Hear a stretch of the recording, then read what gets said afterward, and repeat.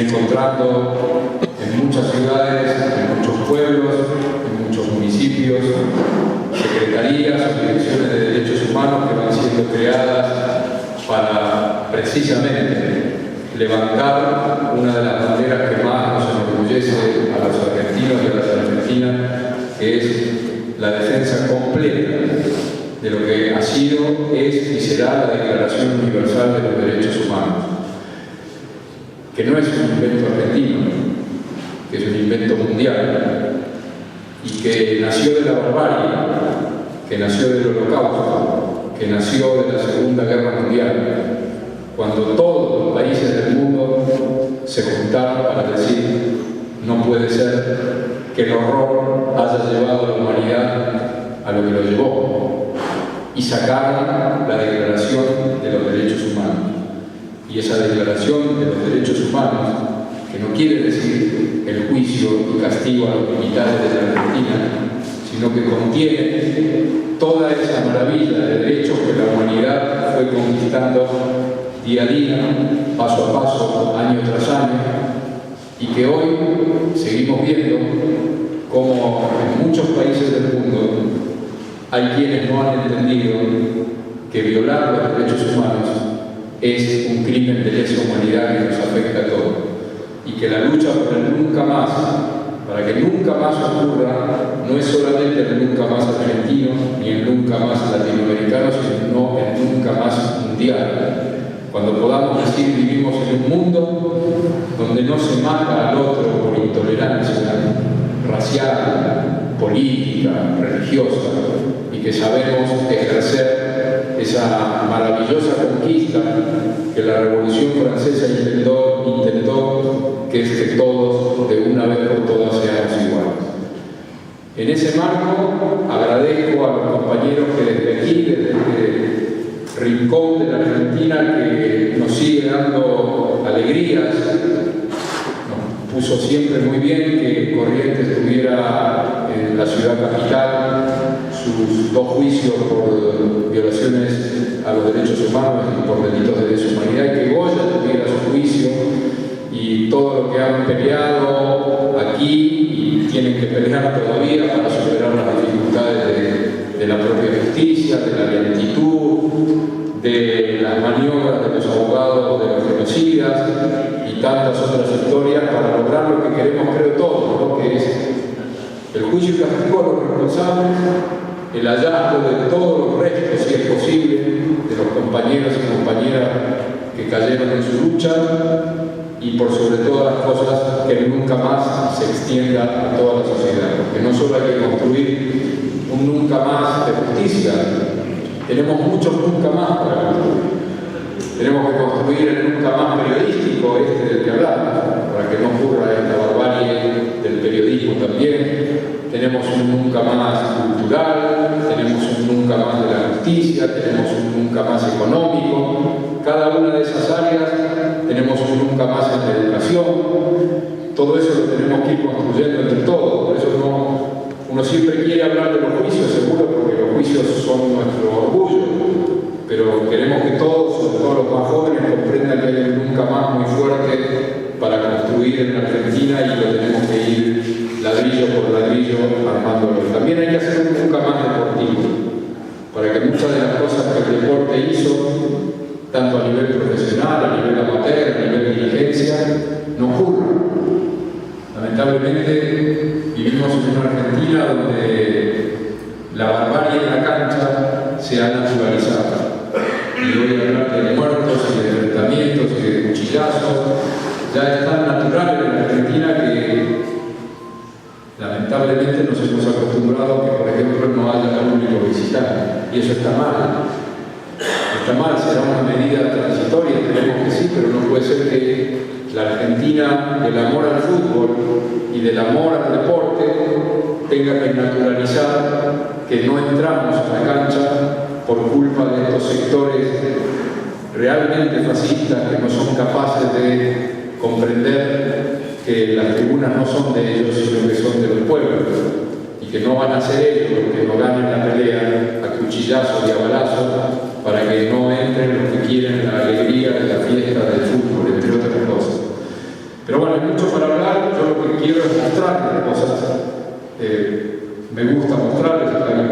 inicio de la docencia, con ejemplos a los jóvenes, a los que estamos más viejos, de cómo fuimos, qué fuimos como sociedad, tratar de ver qué podemos hacer para cambiar aquello, qué ya hemos cambiado, pero qué todavía nos falta. Lo que van a ver seguramente los más veteranos y veteranas ya lo han visto varias veces, pero es muy breve y nos va a ayudar a lanzar este disparador de qué estamos hablando. Esto que van a ver ocurrió en 1978 en la Argentina, en pleno Mundial de Fútbol. La Argentina, miren qué paradoja. El Mundial de Fútbol empezaba el jueves 1 de junio de 1978 a las 3:30 de la tarde con el partido inaugural en la cancha de River. Justo un jueves a las 3:30 de la tarde. Las madres de Plaza de Mayo habían empezado a marchar alrededor de la pirámide de la plaza los jueves a las 3:30 de la tarde. El primer día del Mundial, un equipo de televisión, de la televisión holandesa, decidió dividirse y mandar a un grupo a la cancha de River para cubrir el inicio del Mundial y a otro grupo, o sea, 2 periodistas, los mandó a la Plaza de Mayo para que quedara registrada para la historia esta primera imagen televisiva de las madres de Plaza de Mayo.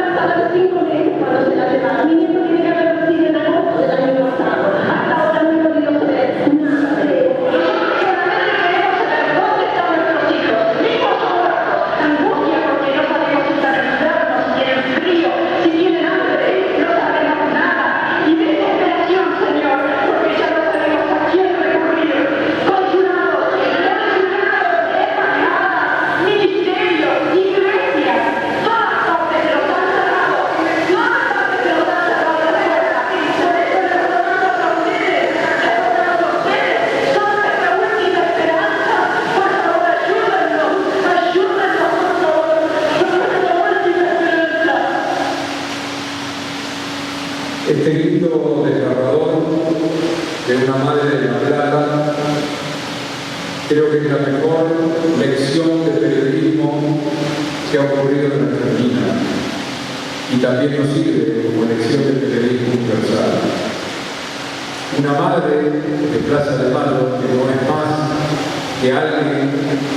que no tiene voz en aquel momento, le dice a un periodista: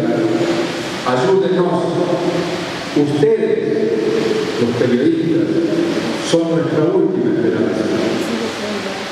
Y eso hay que comprenderlo bien, sobre todo quienes son periodistas, quienes estudian periodismo o comunicación, o quienes como ciudadanos quieren ejercer el derecho a la comunicación y a la información. El periodismo, los medios de comunicación son la última esperanza de los sectores populares, de los pueblos, cuando nadie los escucha. Y le estaba diciendo eso a un periodista holandés porque la prensa argentina había callado durante el 76, el 77, el 78. No habían dicho nada sobre los desaparecidos, los madres. Nunca una cámara de televisión de la TV argentina había estado en la Plaza de Mayo. Nunca un periodista de los más prestigiosos y famosos de aquella época se había preocupado por ver qué reclamaban las madres y qué pasaba con el genocidio en Argentina. Entonces esta imagen queda como símbolo no solo de la lucha de las madres, sino queda como símbolo del silencio cómplice de la prensa argentina que no fue capaz durante años de cubrir esa ronda de las madres de Plaza de Mayo para escuchar su reclamo. Siempre nos vamos a preguntar toda la vida qué hubiese pasado en Argentina. No les digo si el 25 de marzo del 76 Pero sí les digo, si en 1977 o en 1978 algunos de los grandes periodistas del momento, que todavía algunos están vigentes, o algunos de los grandes medios de entonces, uno solo, hubiese denunciado en su tapa, en su programa, el genocidio que estaba ocurriendo. Nos quedará siempre la duda cuántas vidas se hubiesen salvado, cuánto antes hubiese venido la Comisión Interamericana de Derechos Humanos a verificar el genocidio argentino, cuánto antes hubiésemos conocido a las madres y tal vez hubiésemos empujado otro tipo de movilizaciones para lograr frenar a la dictadura. Pero no solo esta imagen nos tiene que perseguir durante mucho tiempo, también nos tiene que perseguir la pregunta ¿por qué la prensa argentina aceptó el final de la democracia el 24 de marzo de 1976? ¿Por qué no podemos ser una Argentina que pueda decirles a ustedes, miren este periódico, miren este periodista, como el 25 de marzo dijo no puede ser que hayan tumbado a una presidenta constitucional por más horrible que fuera? ¿Cómo puede ser que nadie hubiese defendido desde la prensa la Constitución? Y lo peor, ¿cómo puede ser que durante años la prensa argentina hubiese tolerado que una dictadura estuviese manejando los violines, no solo de un país, de cada provincia, de cada municipio, de cada biblioteca, de cada escuela? La dictadura no solo fue el genocidio y el terrorismo de Estado, la dictadura fue la censura, la dictadura fue apoderarse de cada una de las instituciones del Estado para desde ahí manejarnos con las consecuencias que tuvimos, la ruina del país, con su peor expresión, que es los 30.000 desaparecidos. Por eso las charlas estas tienen como intento de finalidad que reflexionemos como sociedad. Ya creo que hemos dicho mucho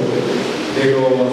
grupos de tarea, de los genocidas, de los policías, de los prefectos, de los gendarmes que fueron capaces de secuestrar, torturar, encapuchar,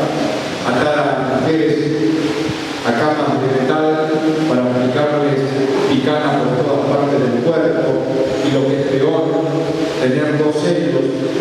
argentinos de ese genocidio que fueron los vuelos de la muerte y la apropiación de más de 500 bebés y niños, de los cuales 400 todavía estamos buscando. De eso hablamos, hablaremos y escribiremos mucho.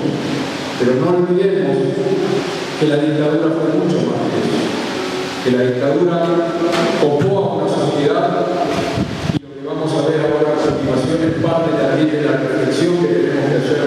como sociedad para que esto no ocurra nunca más.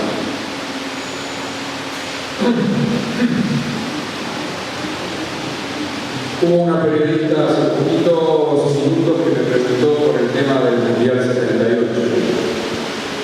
Como ahora viene el Mundial de Brasil y vamos a hablar mucho del Mundial y de los mundiales y de qué pasó, queríamos mostrarles esto que ven ustedes aquí es la revista El Gráfico de 1978, el Premio Mundial de Fútbol. La revista El Gráfico, para los más jóvenes, era la revista más vendida de la Argentina en materia deportiva y llegó a tirar en pleno Mundial de Fútbol por semana 500.000 ejemplares, cifra jamás igualada en materia de revistas deportivas.